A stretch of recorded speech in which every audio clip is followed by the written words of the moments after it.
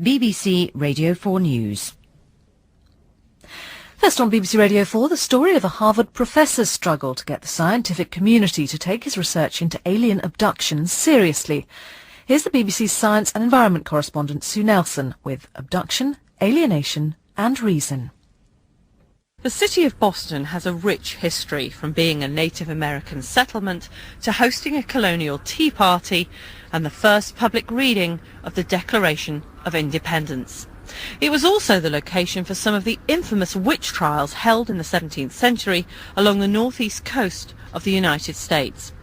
Across the river from Boston lies the town of Cambridge, which houses two of the world's most renowned universities, MIT and Harvard. And Harvard Square is where I am now, the intellectual hub of the city. It was the scene of one Harvard professor's fight for academic freedom, and what was described at the time, around a decade ago, as a modern-day witch hunt to remove this man from his post. The professor was a psychiatrist called John E. Mack.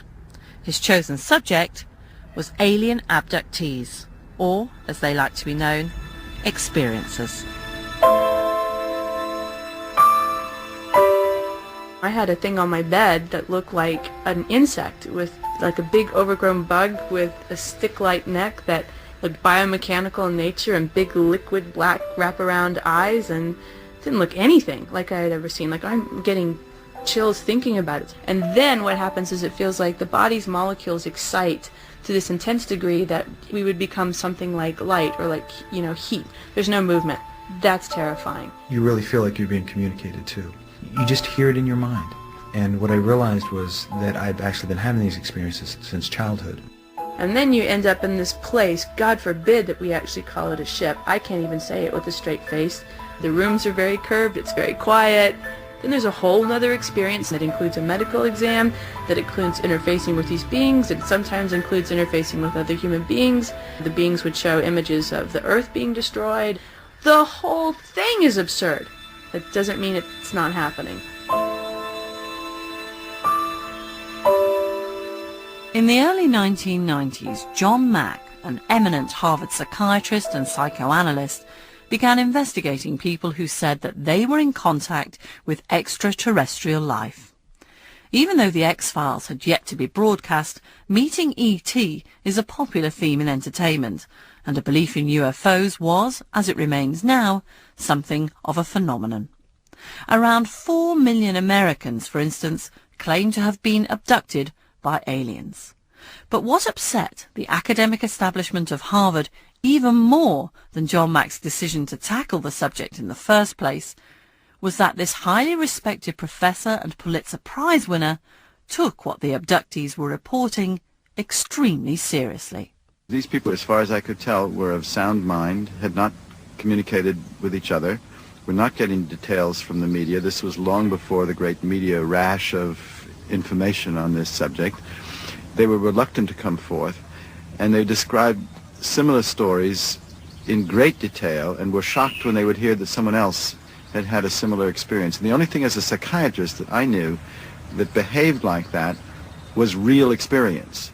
To the embarrassment of Harvard, John Mack's research into alien abductees or experiencers became highly public, and the professor became something of a celebrity.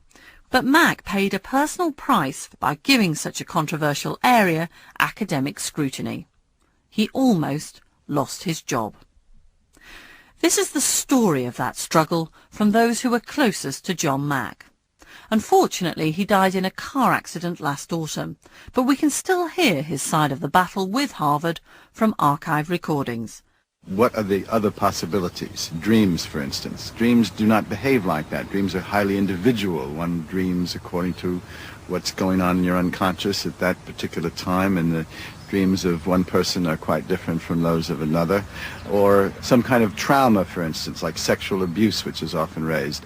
I would never say, yes, there are aliens taking people. I would say there is a compelling, powerful phenomenon here that I can't account for in any other way, that's mysterious. There isn't a single case of an alien abduction story that fulfills my criteria that has turned out to be anything else. And yet I can't know what it is. But it seems to me it invites some kind of deeper, further inquiry. Most people would agree that the abduction scenario lies in the realm of science fiction. Those who claim to be an unwilling part of this often speak of being surrounded by strange-looking beings and, more disturbingly, sometimes forcing them into sexual encounters to produce hybrid human-alien offspring. I met two of Mack's abductee case studies, Karen Austin and Peter Faust, in the suburbs of Boston. Not surprisingly, when their experiences first began, they each thought they were going crazy. Have I ever questioned my own sanity? Absolutely. I mean, every day, to a certain degree, because the majority of the world says that you're crazy for having this experience. But if it was just me who had contact with aliens, who had intimate experiences or mating experiences with female aliens and then producing some type of offspring, I would say I'm certifiable. Put me away. I'm crazy. But then when I began to look at the experience outside myself and realize that hundreds, if not thousands of people, both men and women, report the exact same experience, it gave me a sense of sanity. I couldn't be making this up. I couldn't be fantasizing this. I think the thing that was most convincing for me was the fact that there was always a physical component.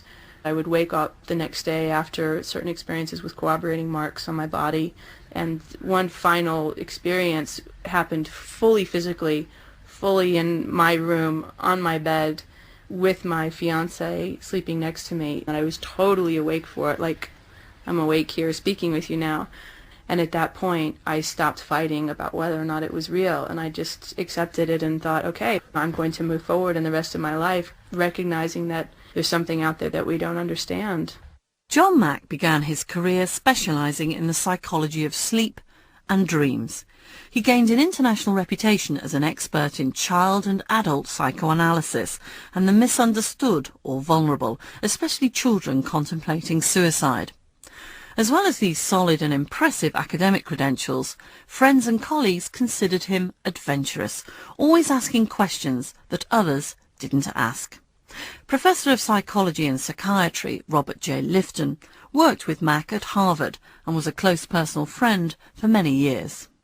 I would point to his earlier work prior to his work with UFOs as an expression of his adventurousness. His work on T.E. Lawrence, which was really the work of both a scholar and a romantic.